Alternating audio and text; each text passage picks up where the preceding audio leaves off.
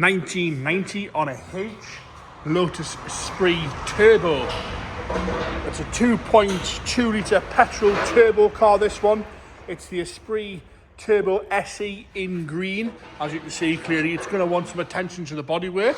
It seems to start okay. I apologise for any noise there, we're very busy here today. Right, bodywork wise, we're going to start off the bonnet. We're going to work our way around this Esprit Turbo onto the interior, and then Toby's going to come and fire it into life for us. So up the bonnet, you'll see it has got some pretty bad lacquer peel. See that across the bonnet, looks worse where it's where the lacquer's all the way off. I don't think machine polish is going to square that away, so it's going to want some paint work. Crazing wise, it's all nice and straight. There's no heavy crazing on the nose cone or around the light. There's no big chips out of the fiberglass on the lights. As you come down the left hand side, granted the paintwork is flat on the bumper. There's a bit of shine here and there, but there's no heavy crazing across that nose cone. We've got a little bit of crazing here. It's had a little bit of a ding there. It's got a little bit of crazing. But again, it's going to want some attention to the paintwork. As we come up the driver's wing, again, various bits of lacquer peel, but it's all nice and straight. And again, no heavy crazing at all on the fiberglass side of things there. I'll go nice and slow so you can have a look. As we come down the driver's door, nice and tidy on the bottom half. No major marks, but we've got plenty of lacquer peel across the door top there. We've got some corrosion on the wing mirror stalk. The cap itself is crack free on both sides. A little bit of corrosion again on the window pillars, which you can't see there. As we come up the pillar onto the roof, again, various amounts of lacquer peel in different stages. So the back panel's only got 2 bits of lacquer peel left on. The pillars have got plenty of lacquer peel on there as well, and the same across the front of the windscreen. Sunroof model as well. So that saves quite a bit of painting, having that big glass panel there. As we come down the rear quarter on the right hand side, the side skirt's nice and tight to the body, not hanging off anywhere, no heavy crazing at all on the right hand side of that, and see, but we've got a big amount of lacquer peel again on that rear quarter on the driver's side. As we come around the back bumper, it is flat again on the paint side of things. A few marks here and there across the back bumper, which you can't see, and a little bit of a crack and some crazing in the bumper on the left hand side. The light lenses are all nice and clear.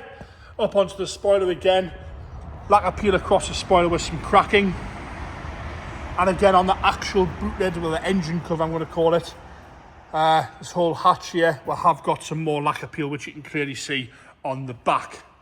As I come round the left hand side onto the rear quarter, not too bad down here. Again, no nasty bodywork there, no dings or dents, but again we've got some lacquer peel towards the top onto the roof there on the pillar. The rest of the quarter is actually okay, but you're going to paint the whole thing realistically. As we work our way down onto that front left-hand door, again, a few little scratches on the back edge. The lower half's nice and tidy, once again. Nice and straight across the body kit on the lower half. We've got some crazing by the vent there. Up onto the top half of the door, and again, lacquer peel across the top of the passenger door, and some surface rust and some paint fade to the black trim around the windows.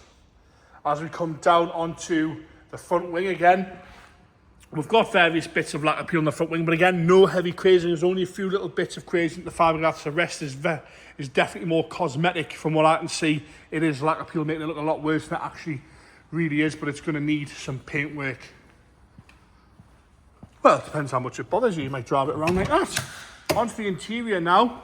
Door cards themselves warrants a bit of a clean, but they're nice and tidy. I've seen them a lot worse than that and not hanging off anywhere. The leather inserts are still all good. The door caps and tops themselves, no rips or tears at all to that. A little bit of grubbiness around the handle and to the lower half, just where someone's been getting in and out, which does happen on cream leather. Carpet set warrants a good clean in there, you can see that. The seat itself on the driver's side has had a repair to the top section where it's been repainted, and that's starting to sort of flake off on the very top section of the bolster. But again, no rips or tears. The seat itself is nice and soft. It's not going to crack when you sit on it. Centre console's good, warrants a bit of a clean, but that's all really on the centre console. Headlining is all nice and tidy. No sagging, no rips or tears to the headlining anywhere around the pillars. Got some delamination to the wood around the clocks, which you can see there. Across the top of the dashboard, no heavy cracking once again, nice and tidy. Aftermarket head unit fitted there down the centre section, but that's pretty standard these days. We're going to go into the rear section now into the boot and the engine compartment. Nice and tidy on the carpet section in your load space, that's all good. I will lift this up now and we're going to come back round and start it, but just so you can have a quick look in there. Cover itself, no cracks in that, which is also nice to see. Carpet's nice and clean in the boot. Onto the left hand side, nice and tidy on the door card again. A little bit of wear to the ashtray. No heavy cracking at all, or rips or tears on the door card itself. The seat on the passenger side is nice and tidy with not much wear at all to that bolster. Little wants a bit of a clean, but all nice and tidy there. No problems at all with the left hand side. Carpet set's good, dashboard's nice and tidy. You can still see the Esprit in the dashboard on that glove compartment there. Nice and straight in there. Toby's going to jump in, he's going to fire it into life for us. He's lifted that all the way out so we can have a good look in here. Jump in. It fires up straight away there without hesitation. It's not making loads of knocking noises or nastiness. There's no water or smoke coming out the exhaust there. Ticking over nice and happy.